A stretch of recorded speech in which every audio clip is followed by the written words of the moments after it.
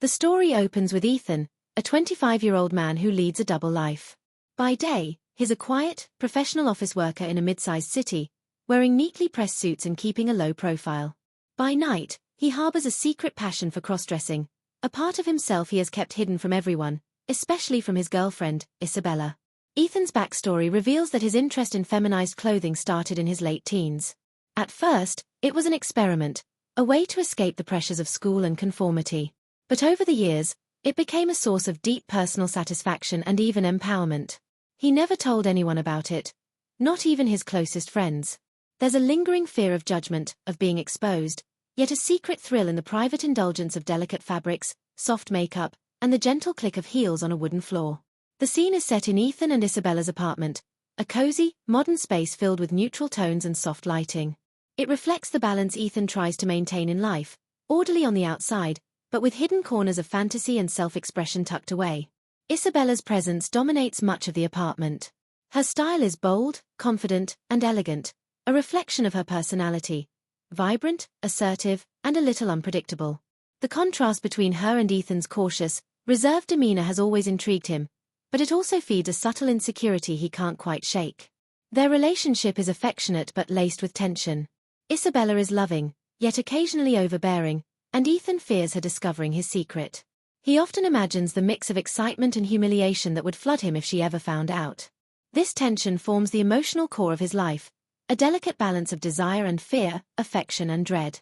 The introduction builds suspense through small details.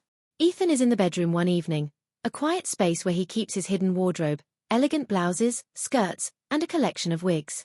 He hesitates, knowing that Isabella's unexpected return could shatter this secret world. The camera, or narrative focus, lingers on his trembling hands as he delicately touches a soft silk dress, feeling the familiar thrill of anticipation and vulnerability. The mirror reflects a man torn between identities, both literally and metaphorically. Ethan's internal conflict is explored through thoughts and dialogue. He debates whether to indulge tonight, or to hide everything and maintain his normal persona. His imagination flits between scenarios. What if Isabella walked in? What if someone found out? The suspense is subtle but ever-present. He knows the risk, yet the allure of becoming someone else entirely for even a few hours is irresistible. This first outline also hints at the story's central challenge. Unbeknownst to Ethan, his ex-boyfriend Marcus, who was scorned by Ethan years ago, has discovered Ethan's secret. Marcus harbors a dark desire for revenge, not just to expose Ethan, but to manipulate him into submission. The seeds of this suspense are planted carefully. Ethan receives a mysterious text from an unknown number, a simple message that reads, "I know your little secret. And soon, you'll do exactly as I say." This cryptic message instantly shifts the mood. The cozy apartment, once a sanctuary, now feels fragile, almost threatening. Ethan's mind races. He wonders if it's a prank, or something more sinister. Fear intertwines with a twisted excitement. He is both terrified and intrigued by the possibility of being discovered, of surrendering control, of exploring his secret in a way he has never dared before. By the end of the introduction, viewers are fully immersed in Ethan's world. They understand his personality, his hidden desires, and his precarious relationship with Isabella. The tension is established, a secret life on the verge of exposure, a lurking threat from Marcus, and the emotional stakes of humiliation, desire, and transformation. The scene closes with Ethan standing before the mirror, fingers tracing the hem of a pink lace dress, a faint blush rising to his cheeks. The message from Marcus glows ominously on his phone. A quiet, almost imperceptible shiver runs through him, not entirely from fear, and not entirely from excitement. The story teases the journey ahead, the dangerous, thrilling, and transformative path Ethan is about to walk. The moment my phone buzzed, I froze. A simple notification, but it wasn't from Isabella, and it wasn't a usual message. My heart thumped so loudly I thought she'd hear it through the walls. I picked it up, hands trembling, and stared at the screen. "I know your little secret. And soon, you'll do exactly as I say." It was Marcus. My ex. My worst nightmare. And yet, for reasons I couldn't fully understand, a thrill ran through me as I read the words. Fear, yes, an intense, stomach-churning fear, but also something darker, more twisted, a strange curiosity, a secret spark of excitement. I sank onto the edge of the bed, my fingers hovering over the text box, unsure whether to reply or delete. My mind raced through years of memories. Marcus's manipulative charm, the way he had always enjoyed control, the way I had secretly craved approval despite knowing I should resist. I had left him years ago, and I had thought I'd finally escaped his grasp. Yet here he was, reaching into my life with one simple, chilling message. My eyes wandered across the room, to the corner where I had hidden my little sanctuary. A section of the bedroom closet, tiny, hidden, but brimming with the treasures of my secret life. Silk blouses, delicate skirts, a collection of wigs, stockings, and heels, all carefully arranged so that no one would ever suspect their existence. Isabella had no idea. Nobody did. I'd always been careful. But now, the sanctuary felt exposed. Vulnerable. Dangerous.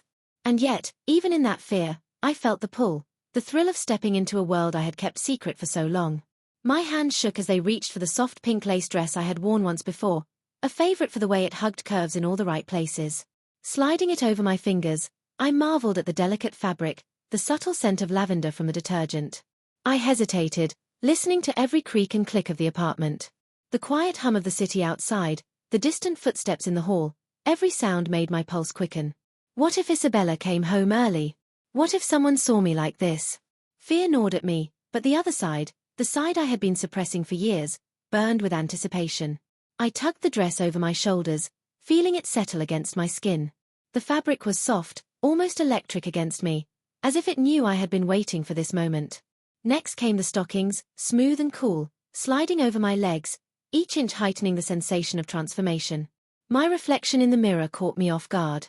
The man staring back seemed smaller, more fragile, yet somehow more alive. Then came makeup. I applied it slowly, methodically, hands trembling at first, then gaining confidence with each stroke. Foundation smoothed over my uneven skin, concealing my identity like armor. Mascara darkened my lashes, making my eyes seem larger, more vulnerable. A faint blush on my cheeks, a swipe of pale pink lipstick. Each detail was a step further away from Ethan, the cautious office worker, and closer to the person I had always hidden. Finally, the wig. I ran my fingers through the soft strands, adjusting it until it framed my face perfectly. The mirror now reflected a new version of me, someone delicate, almost unreal, yet undeniably me. And the heels, oh, the heels. I slipped into them, wobbled slightly, then found my balance. Each step brought a strange mixture of empowerment and fear. I was fully transformed, standing in front of the mirror, heart pounding, breath shallow. And yet, the thrill of the moment was laced with anxiety. Every creak, every shadow, every notification made me jump. Marcus's words echoed in my mind, "You'll do exactly as I say." I could feel his presence, even though he wasn't there. He was the puppeteer, and I, fragile, trembling, vulnerable, was the puppet. The idea terrified me. But there was a part of me that wanted it. The forbidden allure of submission, of being controlled, mixed with the raw honesty of my secret self. The first message from Marcus arrived shortly after I stood there in the mirror, fully transformed. Good. Now take a picture. Show me you're ready to obey. My stomach flipped. Obey? Submission? My heart screamed no, but my fingers, they betrayed me. Slowly, hesitantly, I raised my phone, angling the camera just right. The reflection staring back at me wasn't just Ethan anymore. It was someone entirely new, someone soft, vulnerable, feminized. Someone who had existed only in secret, and now was on display. I sent the picture. Immediately, my phone buzzed again. Perfect. Now, wait for instructions. Don't move. I froze. Every nerve in my body tingled with tension. Part of me wanted to laugh, part of me wanted to scream, and part wanted to melt entirely into this persona I had so carefully hidden. My mind spun with what Marcus might want next. Would he force me to do more? Would he make me submit in ways I had never imagined? Then came the noises, the subtle, almost imperceptible sounds from outside the apartment. A neighbor. Isabella? My body tensed with the fear of discovery. I pressed my back against the wall, the heels making me teeter slightly, heart hammering. Every shadow seemed larger, every whisper of wind louder. And yet, there was exhilaration in that fear. Vulnerability had always been a double-edged sword for me. It terrified me, yes, but it also awakened something deep inside. The person reflected in the mirror, the soft, feminized version of me, felt alive in a way Ethan never had. Marcus's instructions continued throughout the evening, subtle but increasingly demanding. Pose differently, adjust the dress, tilt your head, smile softly, and then, suddenly, He instructed me to record a short video, speaking in a gentle, submissive tone. My cheeks burned. Every word felt like exposure. Yet my hands moved almost of their own accord, following the directions, trembling with every syllable. I felt a rush of shame and delight, an intoxicating mix I couldn't escape. Hours passed, or perhaps minutes. Time had become distorted in the haze of fear and excitement. I almost forgot the apartment outside, almost forgot Isabella, almost forgot everything but Marcus's instructions and my reflection in the mirror. Then, faintly at first, I heard it, the click of the lock. Isabella? My breath caught. I darted behind the door, pressing myself into the shadows. The heels clicked softly on the hardwood as I crouched, heart in my throat, ears straining. The anticipation was unbearable. Would she see me like this? Would Marcus's plan, whatever it was, finally collide with reality? I peeked through the edge of the door. No one. Just the hallway, empty. But the tension didn't dissipate. If Isabella returned, everything would be exposed. My secret, my submission, my deepest desires. And yet, part of me wished she would. The night stretched on. Marcus's messages became a constant presence, almost like a whisper in my mind. Each instruction pushed me further, forcing me to explore the boundaries of my submission and the exhilaration of my feminized self. I posed, adjusted, and transformed again and again, each cycle blending shame, excitement, and fear. By the time I collapsed on the bed, exhausted, my reflection in the mirror seemed almost otherworldly. Ethan was gone, or perhaps hidden deep beneath layers of silk, lace, and makeup. In his place was someone new, fragile, delicate, submissive, yet strangely empowered. The duality of my existence had never felt so vivid. And in the shadows, Marcus waited. Watching. Controlling. Guiding. Threatening. And I had no choice but to obey. The suspense was unbearable. The night had only just begun, and yet I already felt the pull of what was coming next.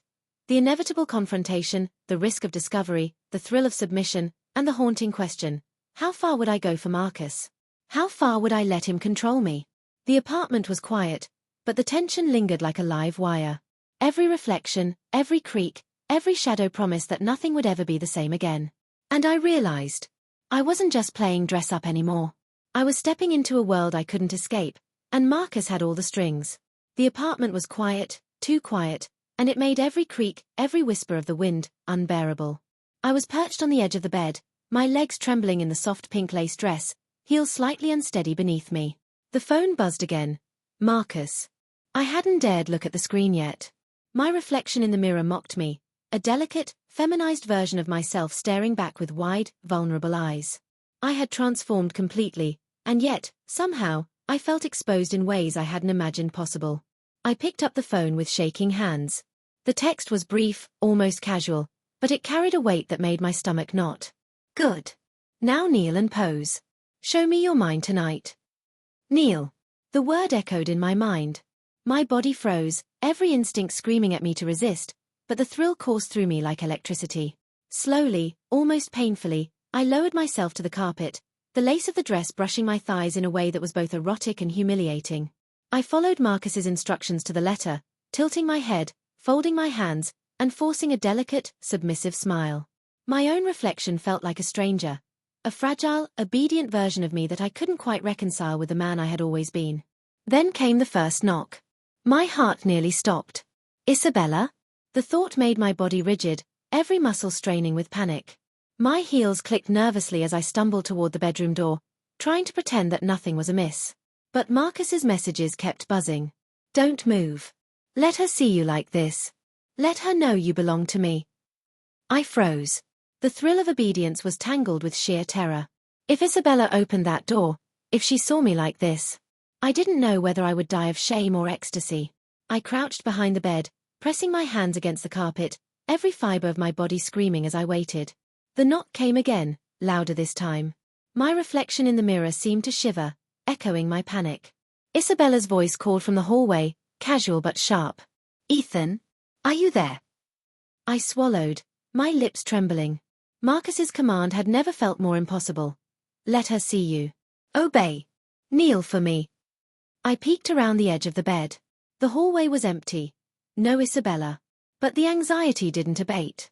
Every shadow became a threat, every sound a potential exposure. My knees ached, my heels pinched, Yet I couldn't move. I was trapped between fear and submission, and Marcus's unseen presence controlled every action. Hours seemed to pass like minutes. Marcus's instructions escalated. Each text demanded more: tilt your head lower, bite your lip, run your fingers through your hair like you belong to someone else. I obeyed, trembling, ashamed, and yet every obedient movement sent a strange thrill through me.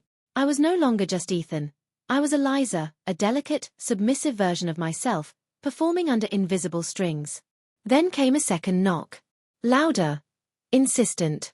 My blood ran cold. Isabella? I darted toward the closet, hoping to hide, my heels clicking on the hardwood floor. The wig shifted on my head, slipping slightly, and I grabbed it instinctively, adjusting it. My heart raced faster than ever. Open the door, Ethan, Marcus's message appeared. Let her see. Let her know. I hesitated. Every instinct screamed no. But my hands were trembling, my body quivering under the weight of submission. Slowly, carefully, I edged toward the door, each step a precarious dance on my heels. I could hear Isabella now, her footsteps approaching, and my pulse threatened to burst. The door handle turned. And then, in a flash, she was there. Isabella, eyes wide, staring at me in disbelief. Her expression was a mix of shock, curiosity, and something I couldn't quite read. Time slowed. My reflection in the hallway mirror caught my eye. Eliza, vulnerable, feminized, trembling in her pink lace dress and stockings. I opened my mouth, words failing me. Marcus's final message buzzed. Do exactly as I say. Show her you're mine. I swallowed hard, feeling the weight of the phone in my hand, the command burning in my mind. I lowered myself to the floor, kneeling, hands folded in my lap, eyes cast down. Isabella took a step closer, and I could feel her presence like heat. Every second was agony, every movement a tightrope between humiliation and obedience. Her voice was soft but edged with something sharp. Ethan, what is happening? I could only whisper. I'm obeying. She froze, her eyes scanning my form, lingering on the delicate heels, the wig slipping slightly, the dress hugging curve she had never seen before. The silence stretched, unbearable, and then, she laughed. Not cruelly, not mockingly, but a sharp, incredulous laugh that cut through my panic. You've been hiding this from me all along. I nodded, my cheeks burning hotter than the room. I didn't mean to. I just. She shook her head, a mixture of disbelief and fascination on her face. And then, the knock came again, the final twist. Marcus. At the door, unseen but orchestrating this nightmare, or perhaps, manipulating it further. Show her everything, his message appeared. Your submission. Your obedience. Your true self. The apartment seemed to shrink around me. I was exposed, feminized, trembling in the delicate fabric, entirely at the mercy of Marcus's invisible control. Isabella's gaze was unwavering, yet her emotions were unreadable. My knees ached. My heart thundered. My reflection mocked me, a delicate slave kneeling in pink lace, obeying commands I never thought I would. And then the door handle rattled once more, slowly, deliberately. My breath caught in my throat. Every nerve in my body screamed. Marcus's unseen influence, Isabella's presence, my own submission, all collided in a single, unbearable moment. I couldn't think, couldn't move, couldn't escape the thrill and the terror of what was happening. The mirror reflected it all: Ethan, Eliza, exposed, feminized, trembling. The night had reached its apex, the suspense unbearable, the transformation complete, but the outcome remained uncertain. Would Isabella accept me? Would Marcus claim victory in his psychological game? Or would this delicate balance shatter completely, leaving me humiliated, exposed, and powerless? I didn't know. And as the door slowly creaked open, the story hung on the edge of a knife, poised for the next, unimaginable revelation. The door creaked slowly, the sound stretching through the apartment like a drawn-out warning. My body froze in the middle of the bedroom, heels digging into the carpet, the pink lace dress clinging to me, wig slightly askew. Every instinct screamed to move, to hide, to somehow erase the evidence of my feminized form. But Marcus's message buzzed on my phone before I could even think. Don't move. Let her see everything. I swallowed hard, knees trembling as I sank slightly toward the floor. My reflection in the full-length mirror behind me seemed to mock me, a delicate, submissive version of myself kneeling in pink lace, obeying orders I had never imagined following. Fear and exhilaration collided violently in my chest. Isabella's voice called from the hallway again. sharper this time. "Ethan? Are you there?" I dared a glance through the slightly open bedroom door. She was standing there, hands on her hips, eyes wide as they scanned the room. And then, she froze. Her gaze locked on me, lingering on every detail. The heels, the stockings, the wig slightly out of place, the trembling hands. The silence was unbearable. Every second stretched, each heartbeat echoing in my ears. I could feel the warmth creeping into my cheeks, my chest tightening. My phone buzzed again. "Marcus. One final instruction. Tell her you're mine. Show her your obedience." I opened my mouth to speak, but no words came. Instead, I whispered, barely audible. I belong to you." Isabella's eyebrows shot up, a mixture of shock, disbelief, and something I couldn't quite read. Her lips parted, but before she could speak, the handle rattled again, the front door this time. Someone else was coming. My heart skipped a beat. Marcus? Or someone entirely unexpected? Panic rose in me, along with an impossible thrill. I glanced at the mirror, watching my reflection shrink into a fragile, obedient figure. The heels pinched my toes, the wig itched slightly, and yet, I was transfixed by the vulnerability I had embraced. Every inch of me was exposed, physically and emotionally, yet I couldn't turn back. I had crossed a line I could never undo. The front door clicked. My breath caught. I could hear footsteps in the hallway, approaching quickly. Isabella's eyes darted toward the sound, confusion and curiosity mingling on her face. I pressed myself further against the wall, trying to make myself small, invisible, yet every part of me screamed that I was utterly seen. Marcus's final message came through, almost teasing in its simplicity. "Watch carefully. Your next move will decide everything." I didn't know whether to obey, run, or collapse. The room felt impossibly tight, the walls closing in, my feminized reflection staring back at me with wide, anxious eyes. I could feel the weight of every decision pressing down.